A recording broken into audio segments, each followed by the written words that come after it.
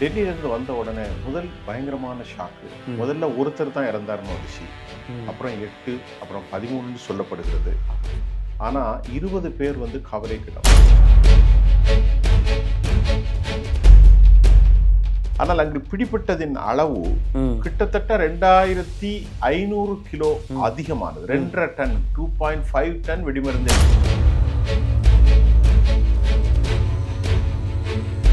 கொல்லப்பட்ட தாக்குதலில் அந்த காரை ஓட்டி வந்தவரையும் கைது செய்திருக்கிறார்கள்.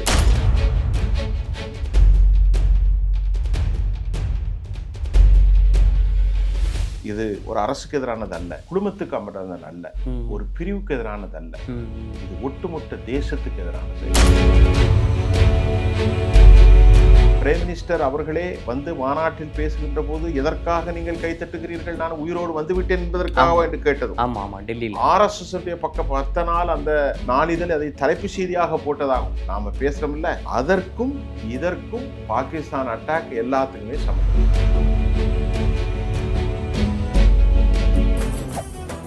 மெரிபா பன்னீர் soda, I trust மெரிபா.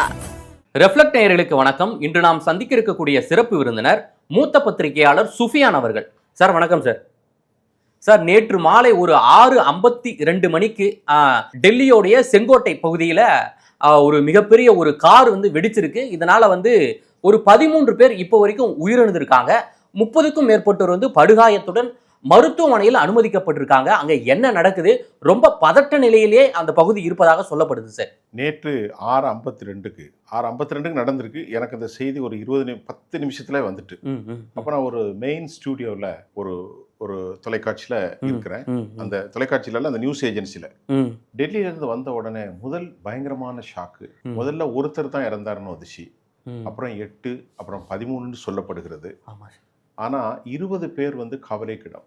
they had admitted intensive care unit. நிறைய பேர் லைஃப் சேவிங்ஸ்ல, அதாவது அவர்கள் உயிர் காக்கப்படுமா என்ற கேள்வி இருக்கிறது. இதுல முக்கியமாக நான் பார்க்கிறது, அதாவது 2008க்கு பின்பு காங்கிரஸ் அரசாங்கம் முடிந்த பிறகு ஒரு பெரும் தாக்குதல் இந்தியாவின் மீது நடக்கவே இல்லை. 2014க்கு அப்புறமே பெருசா தாக்குதல்கள் ஒண்ணும் இல்லை. அது பிஜேபிக்கு ஒரு பெரிய பிளஸ் பாயிண்ட் தான். ஆனால் இந்த முறை இந்த தாக்குதலுக்கான காரணம் என்ன, ரொம்ப முக்கியமா பார்க்கணும். எப்படி பார்க்கணும்னா, பலவிதமான it would have a kind of the different perception. பலவிதமான பார்வை, பலவிதமான எண்ண ஓட்டங்கள் இந்த குண்டுவெடிப்புல இருக்கு. ஃபர்ஸ்ட் இன்ஃபர்மேஷன் டெரர் அட்டாக் இல்லை அப்படின்ட்டு வந்திருக்கு. இன்றும் வரை அது பயங்கரவாத தாக்குதலா என்பதை உறுதி செய்ய முடியல. NIA, national investigation agency, FSF மற்றும் உண்டான போலீஸ் துறை, மிலிட்ரி, உளவு அமைப்புகள், ATS ஆன்டி டெரர் ஸ்குவாட் எல்லாருமே தேவர் பார்ட்டி என்டர் தி ஃபீல்ட் வந்துட்டாங்க. இன்க்ளூடிங் ஹோம் மினிஸ்டர் அமித்ஷா அவர்களும் வந்துட்டாங்க. பிரைம் மினிஸ்டர் மோடி அவர்களும் அமித்ஷா அவர்களும் ஒரு ஆழமான பேச்சுவார்த்தை நேற்று நடத்திட்டார். இது பற்றி எறிந்த பல கார்கள், கொஞ்ச நெஞ்ச கார் இல்ல. இதுக்கிடையில இந்த டெரர் அட்டாக்கு இந்த சம்பவம் நடந்திருக்கு. இந்த சம்பவத்திற்கு RDX பயன்படுத்தப்படவில்லை என்று உறுதியாக முதற்கட்டம் வருகிறது. RDXங்கன்னா தடை செய்யப்பட்ட மோசமான வெடிமருந்து. அது ஒவ்வொரு நாட்டிலும் இராணுவத்தில மட்டும் செயல்பாட்டில் தான் இருக்கும். அது பயங்கரவாதிகள் கையில் போனால் மிகப்பெரிய ஆபத்து.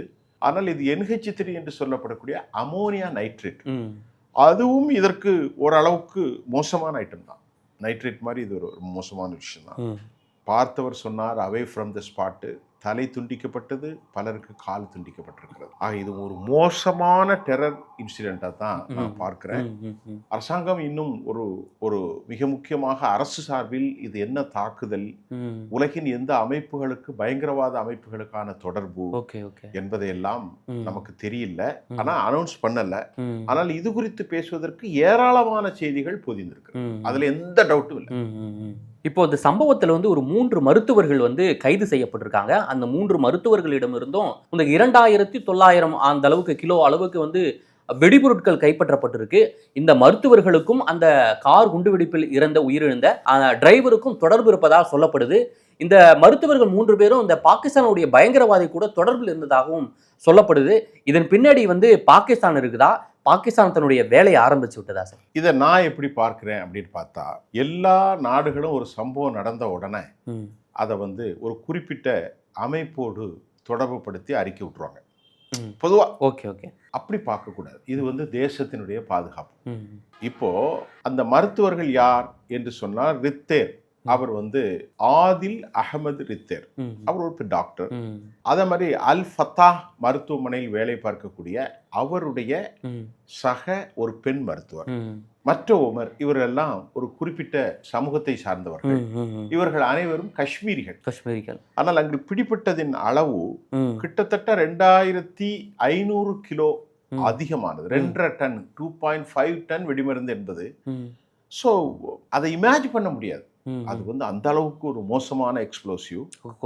இப்போ என்னதான் இன்றைக்கு அந்த விவகாரங்களை பார்க்கின்ற போது அவர்கள் இப்பொழுது உஃபா சட்டத்தின் கீழ் தேசிய பாதுகாப்பு சட்டத்தில் அரெஸ்ட் பண்ணியிருக்கிறாங்க. இந்த சம்பவங்கள் நடந்ததை பார்க்கிற போது உத்தரப்பிரதேசம், ஹரியானா, டெல்லி, நல்ல லிங்க் எடுத்துக்கிடுங்க. இந்த 3 இடங்களிலும் பாஜகவினுடைய ஆட்சி தான் இருக்கு. உத்தரப்பிரதேசம், டெல்லி, ஹரியானா. அப்போ இதுல ஏதாவது லிங்க் இருக்கா, இது ஒரு அரசியல் பின்னணி இருக்கா அப்படின்னு நமக்கு பார்க்க தோன்றுகின்றது. டெல்லியில ரெட் ஃபோர்ட் அவர்கள் குறிவைத்ததற்கு ஒரு மூல காரணம் முதலிலே நாம் இந்தியாவில் எடுத்துக்கொள்ளுமானால் பாகிஸ்தானுக்கு ஆதரவு பெற்றிருக்கக்கூடிய ப்ரோ பாகிஸ்தானியன் இஸ்லாமிக் ஜிஹாத் குரூப்ஸ், ஜெய்ஷி முகமது, ஹர்கத்துல் அல் முஜாஹிதீன், அது மட்டும் இல்லாம அல் பதர், ஹபீஸ் சையத் அவருடைய தலைமையிலான இந்த அசத் மசாருடைய இந்த அமைப்புகள், அல் நூர், இப்படி ஏராளமான விஷ ஜந்துக்கள் வாழ்கிற இடம் அசாத் காஷ்மீர். இந்த புல்வாமா அட்டாக்குக்கு அப்புறம் அன்றைக்கு நடந்தது நம்முடைய சிந்தூர் அட்டாக்குக்கு அப்புறமே அவர்களுக்கு ஒரு ரிவெஞ்சன்ஸ் ஒன்று இருக்கு, இந்தியாவுடைய ரிட்டாலியேட் பண்ணணும் அப்படின்னு. இரண்டு தரப்பிலும் அதிகமாக அமெரிக்கா போன்ற நாடுகள் இந்தியாவினுடைய ரஃபேலை நோக்கிவிட்டோம் என்று சொன்னாலும் இதற்கு பின்னால் நடக்கிற கான்ஸ்பிரசி நாம எப்படி நான் பார்க்கிறேன் என்றால் இது ஒரு இன்டர்நேஷனல் ஹேண்ட்ஸ் இதுல இருக்கு.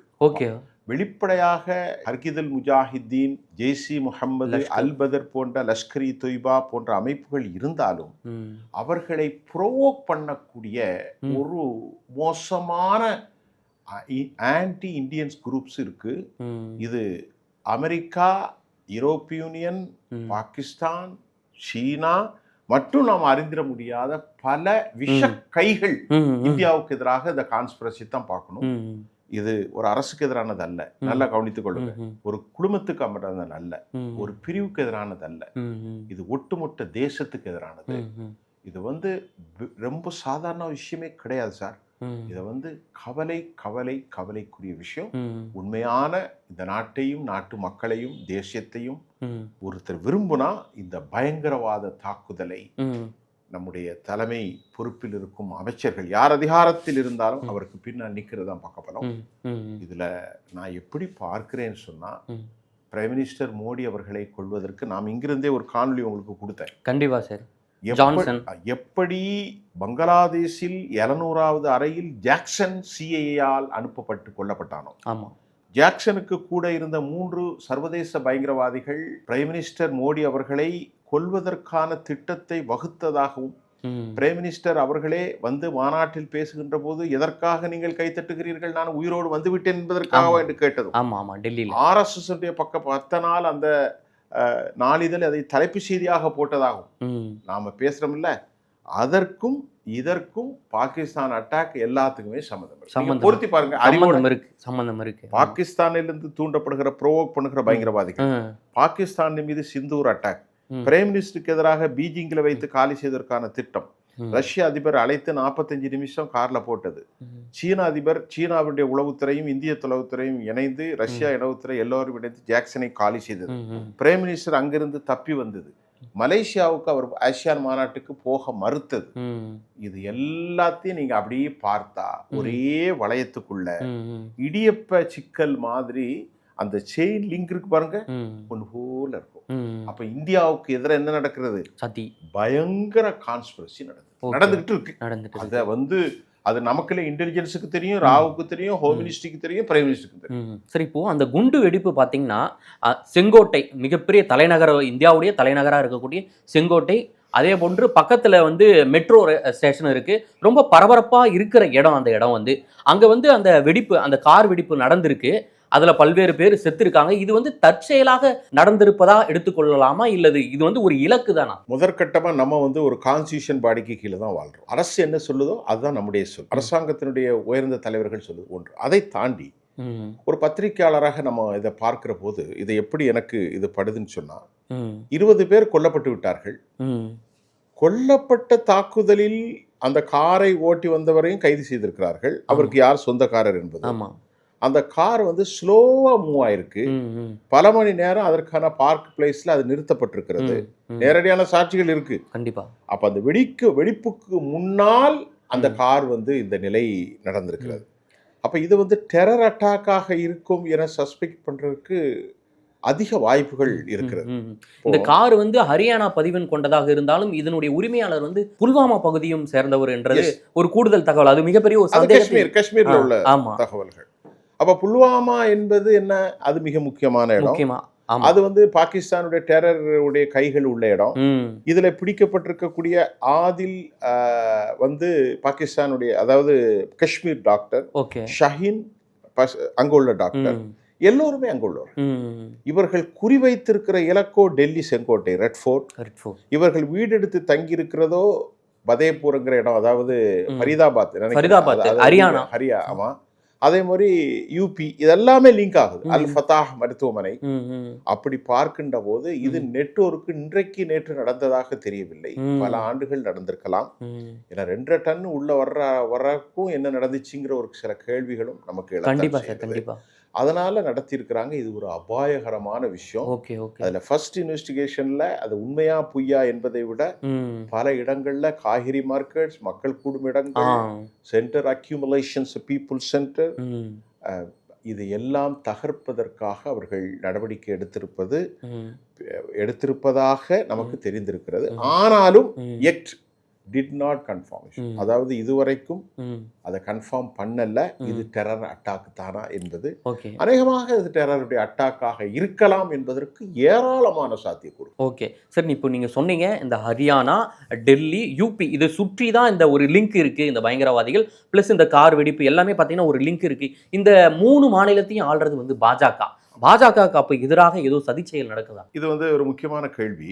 பாரதிய ஜனதாவினுடைய கோர் ஹிந்துத்துவா கொள்கைகள் எல்லோரும் அறிந்ததுதான். நம்முடைய பிரைம் மினிஸ்டர் அவர்களும் நான் ஒரு ஹிந்து தேசியவாதி என்று சொல்வதில் பெருமைப்படுகிறேன் என்று சொல்லியிருக்கிறார். நேற்று முன்தினம் மோகன் பாகவத் அவர்களும் கூட இந்தியாவினுடைய டிஎன்ஏ, இந்திய மரபுகள் குறித்தும் அவர் பேசியிருக்கிறார். ஆமா. ஆக இப்ப என்ன பார்க்கணும் அப்படின்னு சொன்னா, இதுல அண்மை முஸ்லீம் நாடுகள் பாகிஸ்தான், பெரும்பான்மை முஸ்லீம்கள் கொண்டிருக்கக்கூடிய வந்து காஷ்மீர், இவர்கள் அனைவரையும் இயக்கக்கூடிய ஒரு பயங்கர தலைமை அமெரிக்காவில் தான் இருக்கு.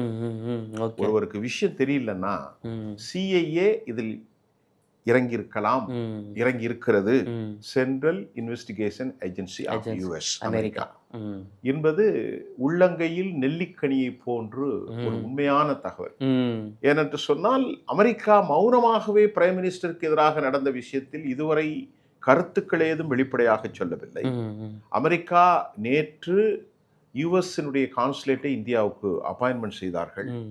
அதே போன்று வெள்ளை மாளிகையில் ஓவலில் பேசுகின்ற அமெரிக்க அதிபர் டொனால்ட் ட்ரம்ப் இந்தியாவினுடைய வரி குதிப்பை குறித்து, அதை குறித்து பேசியிருக்கிறார். அப்ப இதெல்லாம் நாங்கள் பார்க்கின்ற போது நம்ப தகுதி இல்லாத உலகின் நம்பர் 1 எதிரி அமெரிக்கா தான் என்பது நமக்கு நன்கு தெரியும். பாகிஸ்தான் ஒரு சல்லித்தனமான ஒரு நாடு, அவரிடத்துல எதுவுமே இல்லை. ஆனால் அவர்களை பயன்படுத்தி 1984க்கு பிறகு இந்திரா அம்மையாருடைய ஜஸ்வந்த் சிங் பீன் சிங்கினுடைய அந்த அசாசினேஷன் நடந்து ராகுல் காந்தி 91 நடந்தது.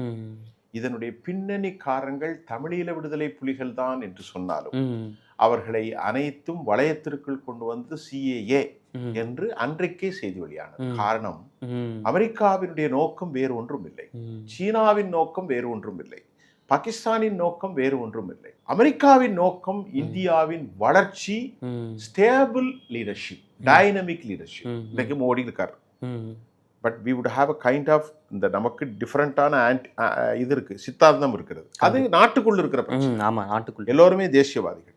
அமெரிக்கா என்ன நினைக்கிறது, இதை ஊறி பெரித்து இந்தியாவுடைய மிலிட்டரி, இந்தியாவுடைய டிஃபென்ஸ் காரிடார், இந்தியாவுடைய வளர்ச்சி, இந்தியாவுடைய எக்ஸ்போர்ட் இந்தியாவுடைய லேப் இண்டிகேஷன் ப்ரொடக்ஷன் யூனிட் எல்லாத்தையும் காலி பண்ணினால்தான் ஓகே அந்த பிரதேசத்தில் சீனாவுக்கு எதிராகவும் இவர்களை தூண்டிவிட வேண்டும். இவர்களும் வளர்ந்து விடக்கூடாது. அப்ப நமக்கு ஒரு என்ன சொல்றது, எந்த அடையாளம் இல்லாத பாகிஸ்தான் போன்ற கூலிப்படைகளை கையில் வைத்திருக்காங்க. நான் நல்லா புரியுதா உங்களுக்கு? நமக்கு பாகிஸ்தான் எப்படி எதிரியோ, சீனாவிலிருந்து எல்லைப்புறமாக அச்சுறுத்தல் எப்படி இருக்கிறதோ, அதை விட மிக முக்கியமான இடம் இலங்கை. இன்னைக்கு இலங்கையிலும் அமெரிக்கா உள்ள போந்திருக்கு. ஆக இதெல்லாம் ரொம்ப ஆபத்தான ஒரு போக்கு. அமெரிக்காவினுடைய க்ளோஸ் அசோசியேட்டாக இருக்கக்கூடிய மொசாத் இந்தியாவுக்கு எதிராக எதுவும் செய்ய மாட்டாங்க. ஏன்னு கேட்டீங்கன்னா, நமக்கும் முசாத்துக்கும் இடையில, நமக்கும் சின்பட்டுக்கும் இடையில, நமக்கும் அமானந்துக்கும் இடையில, பெஞ்சமின் நித்தானியாவுக்கும் இடையில ஒரு good cooperation is going on. Accept மத்திய கிழக்கினுடைய பிரச்சனை வேறு, பலஸ்தீன் பிரச்சனை வேறு. ஆனால் இஸ்ரேலுக்கும் இந்தியாவிற்கும் இடையே ஒரு நல்ல நட்புணர்வு இருக்கு. ஆக மொசாத்தின் கைகள் 100 விழுக்காடு 1000 கைகள் இல்லை. அமெரிக்கா அதை தாண்டி இந்தியாவை உருக்குலைக்க பார்ப்பதற்கு தனது பேட்டை தாதாவாக பாகிஸ்தானை இதை பயன்படுத்துகிறார்கள். நேரடியாக சிஐலிருந்து ஜாக்சன் பாக்சன்லாம் வரமாட்டாங்க. அல் பதரு, அல் முகமது, ஹர்கத்துல் முஜாஹிதீன் இந்த படைகளுக்கு அவர்கள் செறிவூட்டுவார்கள் என்று செய்து அவர்களை incursion the penetrate inside the border of India. இதுதான் நடந்திருக்கு. ஆனா இதுல டீடைல்ஸ் இல்ல. ஆனா ஒரு டீடைல் மட்டும் இருக்கு. சர்வதேச தீவிரவாதம், சர்வதேச பயங்கரவாதம் சர்வதேச அளவில் இந்தியாவுக்கும், இந்திய இறையாண்மைக்கும், இந்திய தேசத்துக்கும், இந்திய மக்களுக்கும், இந்திய வளர்ச்சிக்கும், இந்திய கட்டமைப்புக்கும், இந்திய பொருளாதாரத்துக்கும் எதிரான சதி என்பதை பலாயிரம் மடங்கு உண்மை. மிக்க நன்றி சார்.